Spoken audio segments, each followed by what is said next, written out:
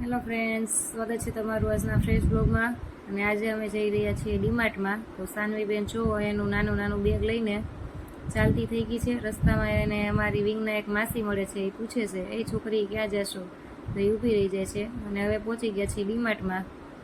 તો જુઓ, ડીમાર્ટમાં પહોંચી ગયા છીએ. કરિયાણું ને એવું બધી વસ્તુ લેવાની છે. ટ્રોલી મમ્મીએ લઈ લીધી છે. સાનવીબેન કે મારે ધરા ટ્રોલીમાં જ બેસવું છે. મમ્મી કે ચાલ તને બેસાડી દઉં ટ્રોલીમાં.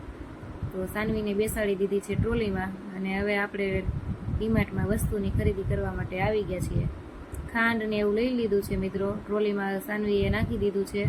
હવે અમે જો સાનવીને ટ્રોલીમાં બેસાડીને ધીમે ધીમે ચાલતા જઈએ છીએ. ડીમાર્ટમાં આજે જરાય ટ્રાફિક નહોતી. આડા દિવસે ટ્રાફિક ન હોય, પણ સન્ડેના દિવસે જાય તો બહુ જ ટ્રાફિક હોય.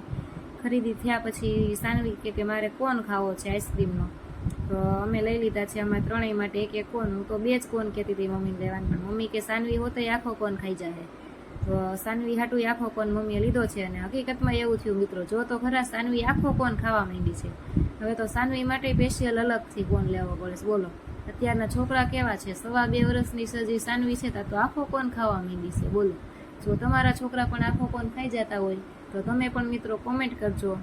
અને આવા જ વિડીયો જોવા માટે મારી ચેનલને લાઈક કરો, શેર કરો, સબસ્ક્રાઈબ કરો. અને મારા વિડીયોને જોતા રહો અને કોમેન્ટ કરતા રહો. મિત્રો મળીએ આવતા નવા બ્લોગમાં.